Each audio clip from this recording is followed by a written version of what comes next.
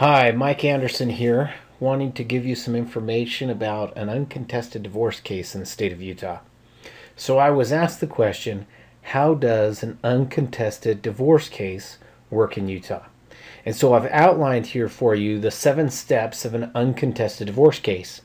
In our office, there's a questionnaire that we have you fill out. With that questionnaire, we ask you several questions. We ask you about your assets, we ask you about your income, we ask you about where you got married, the date you got married. We ask you if you have children. If you have children, how custody is going to be arranged. We ask you all sorts of questions in this questionnaire. And then once it's completed, we also give you a vital statistics form. That is the second step. The vital statistics form is a document that the court requires that you file at the time you file your divorce case. And it outlines where you were born, what county you were born in, your current address, your spouse's address, where they were born, how many kids are subject to the divorce proceeding, and things of that nature. Dates of birth are also included. So once those 2 documents are completed and returned to our office, that we prepare and then we file a petition for divorce on your behalf with the court.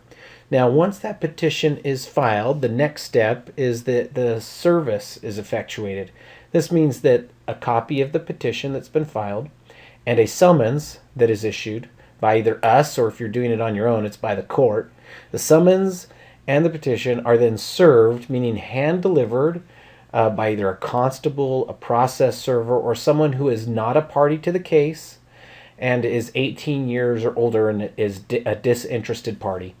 And they hand deliver those documents to your spouse. That's called service.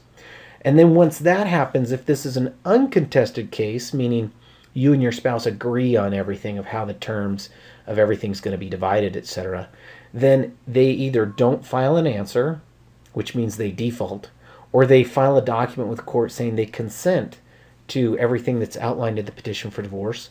Then 90 days later, you can actually get divorced. So if they don't file an answer, you get a default. If they consent, then you can get basically a consent judgment or a consent decree. And that's step 6. Step 6 is filing the final paperwork with the court. Now, essentially, you're looking at filing findings of fact, conclusions of law, and a decree of divorce.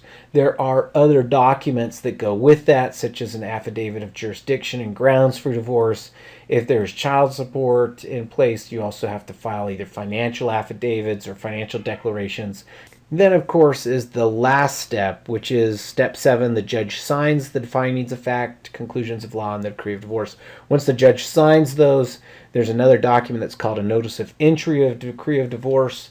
And that's important to do so that there's no appeal rights, or that the appeal rights go away at some point, usually 90 days after service of that notice of entry of decree of divorce. So look, it's a somewhat of a simple process if it's uncontested. Children and having kids can make things a little more complicated because there's some other documents and things that need to be done. But look, if you're getting an uncontested divorce case, give our office a call. Here at Ascent Law, we're happy to help you. We can answer your questions. We can give you some guidance and direction.